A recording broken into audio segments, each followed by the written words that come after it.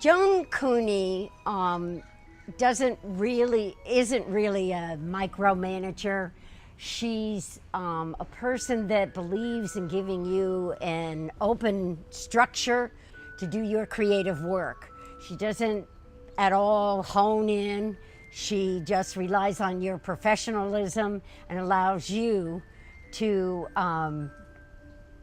perform what you think is best. In interviewing her, we were talking about formative evaluation, and which means evaluation, you evaluate as the program's going on to change certain things. There's summative evaluation, which is after the fact, which usually the federal government does that. But formative evaluation gives you data on attention, comprehension, and is very important to the production of a television show. So when she was coming across that concept, I said to her, how did you get into formative evaluation? And she said, well, it wasn't just me. I never think of just me. It's always we. She always works with 2 or 3 other people. And so it's always a group effort.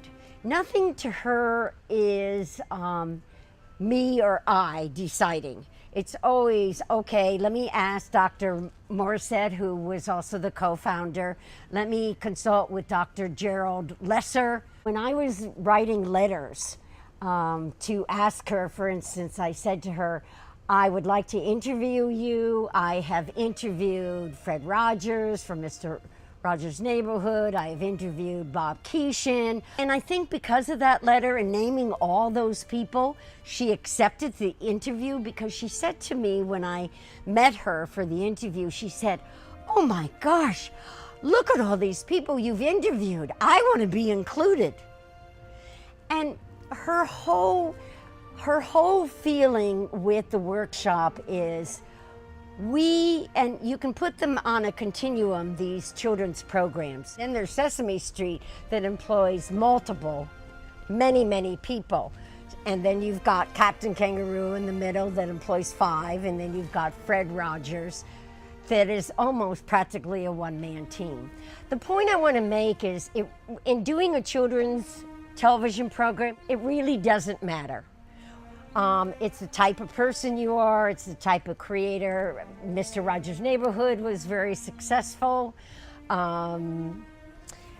Sesame Street, of course, as we know, is extremely successful. But Captain Kangaroo was successful. I mean, Captain Kangaroo practically made 30 years on the air.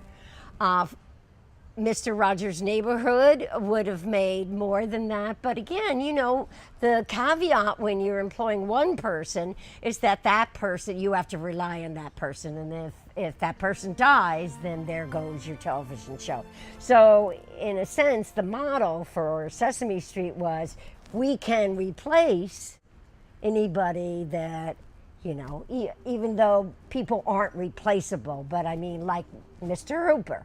Okay, you can't really replace Mr. Hooper, but it won't shut down the show.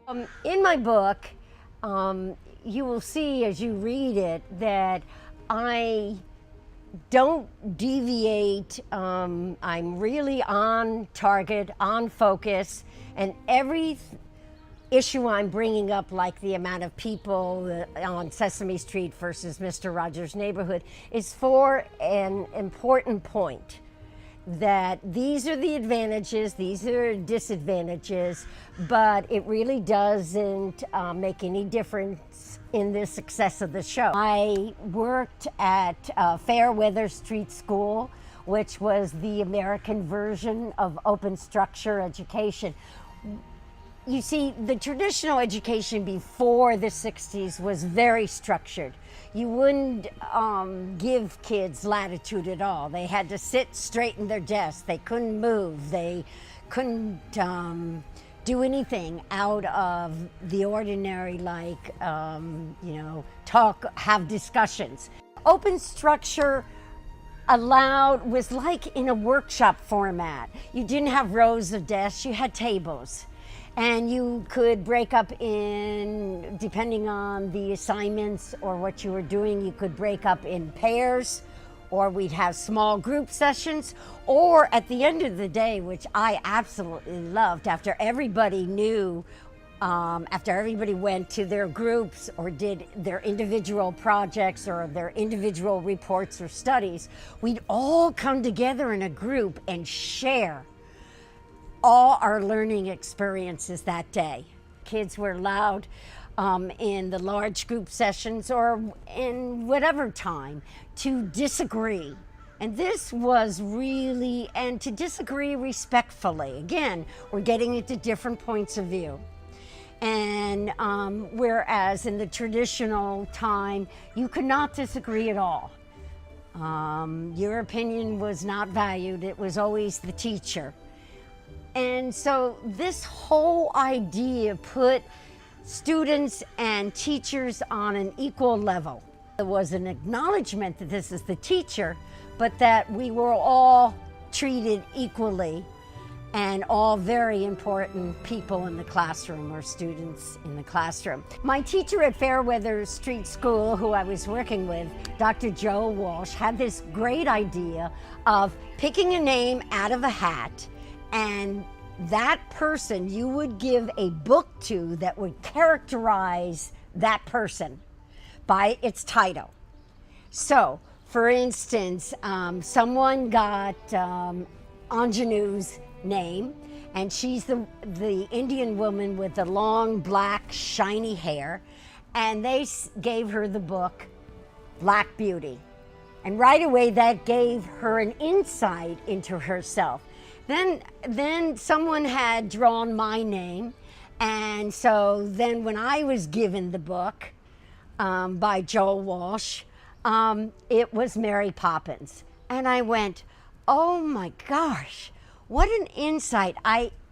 It characterizes me in such a whole form, the whole being.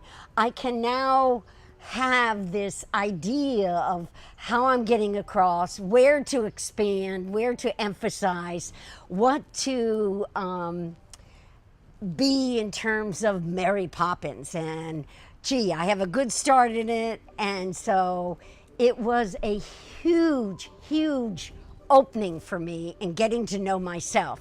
And that was the purpose of the exercise.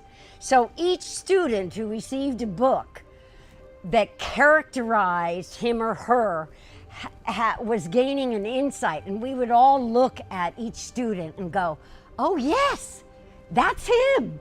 Oh yes, that's her. I want to stress that this time in the late 60s was such a departure from the 50s. I grew up in the 50s. I really have to say to you, I hated it. It was materialistic. It was image-oriented. You had to be perfect.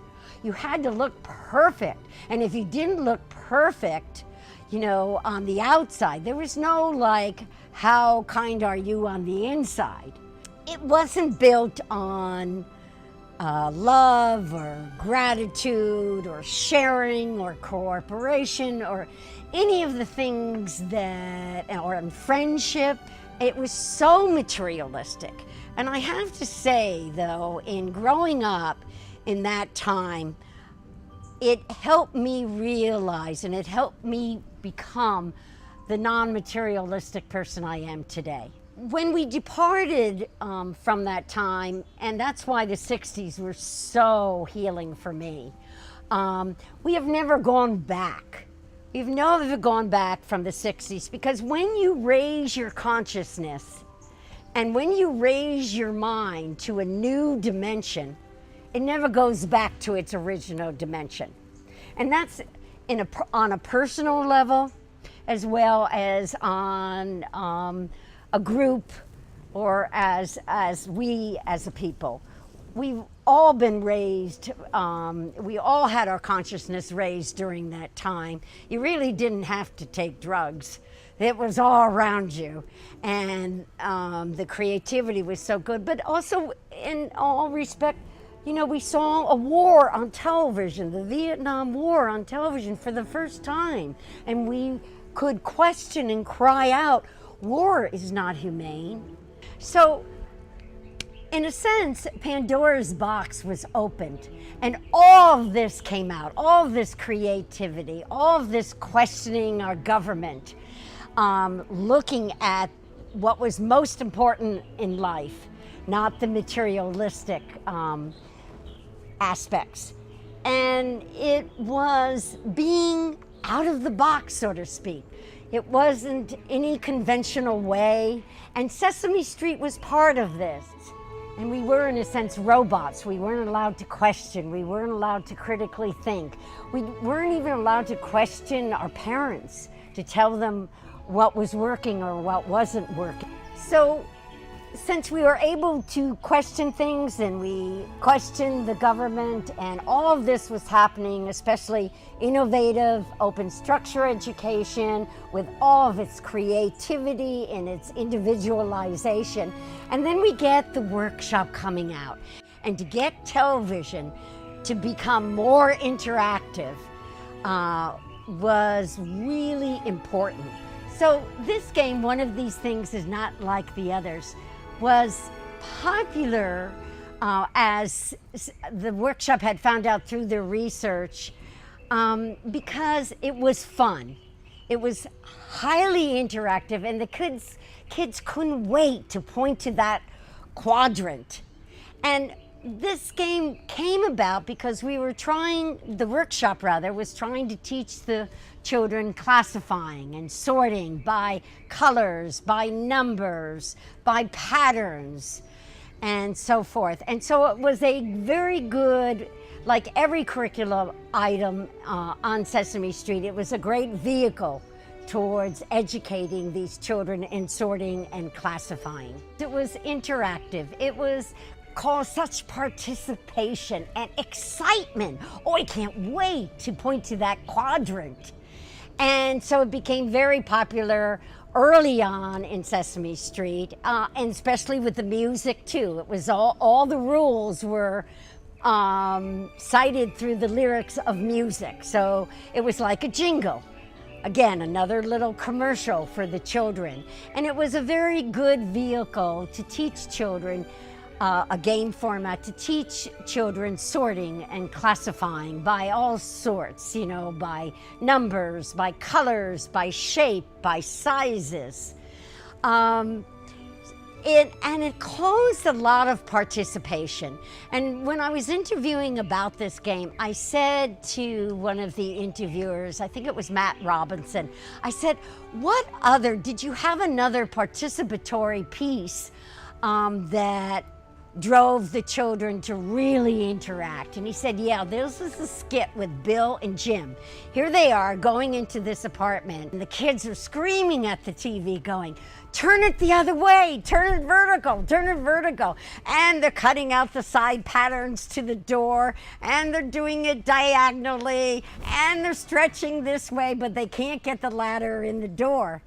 And he said to me, Matt Robinson, oh my gosh, when you want to correct adults, and you can correct them in such a wonderful manner and with respect, but you know what's right, this is the highest piece of participation. This is the highest way to get kids to participate.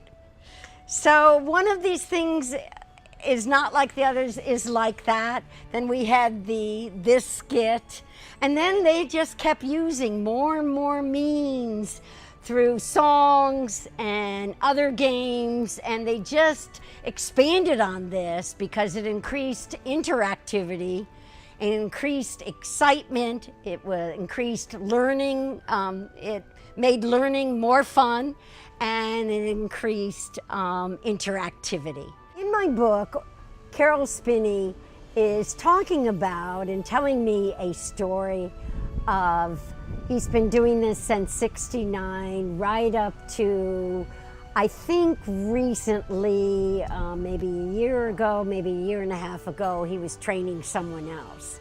But he was doing it into he was 76 years old.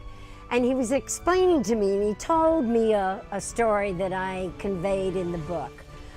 He was at a party, and this smart aleck guy said, oh, and this happens all the time in media and television. It looks so easy, so everybody thinks they can do it in 2 seconds. So this guy comes up to him and says, oh, what's the big deal about being the puppeteer for Big Bird and holding your arm up? I can do this for an hour. So Carol Spinney looked at him and said, all right, there's a clock on the mantle. You don't even have to put anything on your hand. I'm just going to ask you to vertically hold up your arm. The guy is holding it up and he's this and that, and after a while he's going, oh my gosh. And about 3 or 4 minutes passes and he puts down his hand. And he says to him, look, I've been doing this for so many years.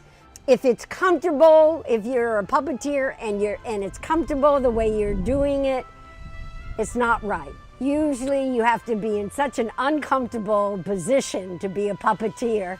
So often being in television that, people look at things on the screen because it's been worked on and rehearsed and say, oh, it's so easy. When I first started consulting for the Sesame Workshop, well, it was actually called the Children's Television Workshop. That was 1983. Will Lee had recently died. So when I was asked to go into the research department, they had decided to directly deal with the affective issue of death. Now, Will Lee had worked on Sesame Street for 10 years, and he loved his job. He played Mr. Hooper, the storekeeper. He was the grandfather, and just the most gentle, wonderful person, full of wisdom. We had to do research on how to present death to preschoolers. But we came up with some very good research. The head writer was Norman Stiles at the time. He wrote a beautiful script on dealing with death.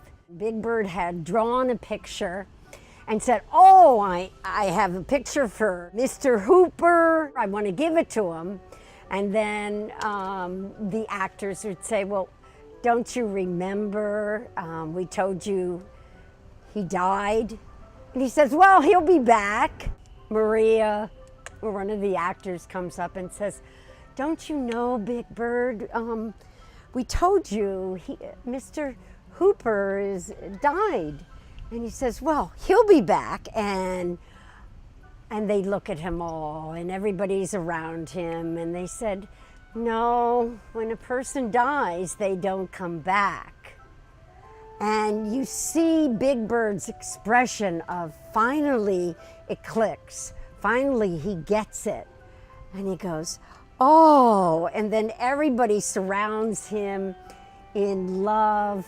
All of the actors had tears in their eyes with this, and it was just a first take. They didn't have to do any other takes. Joan Cooney said, and she's right, Sesame Street distinguished itself because of the amount of research that is done. In asking the question, what gives you a television show that is close to being successful as possible, Sam Gibbons said to me, you can do with less time, you can do with less money, but you can't do it with bad people. The essence are the people.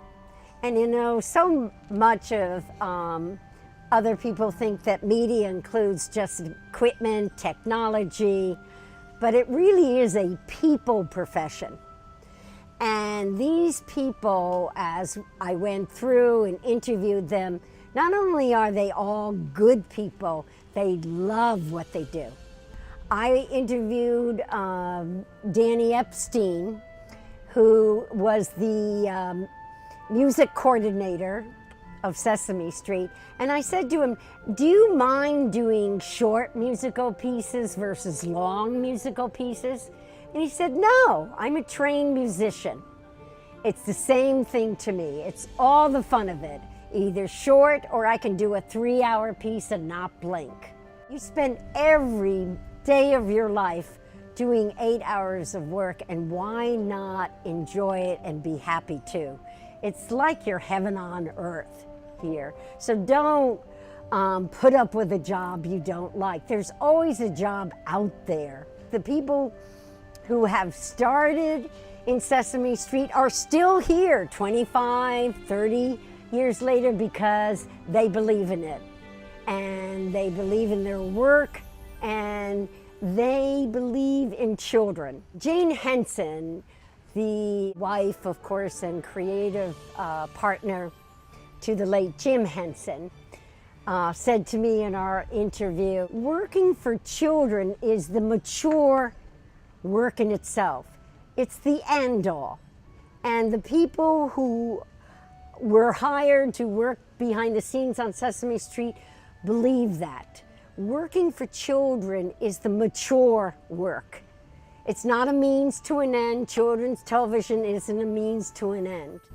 Bob McGrath is saying, you know, I work really well with Oscar the Grouch because he gives an entirely different point of view, and I can be too sugary, too saccharine, and it's so good for the children as well as the adults to know that even though you don't have to agree with someone's point of view, it's important to have different points of view and feel comfortable with those.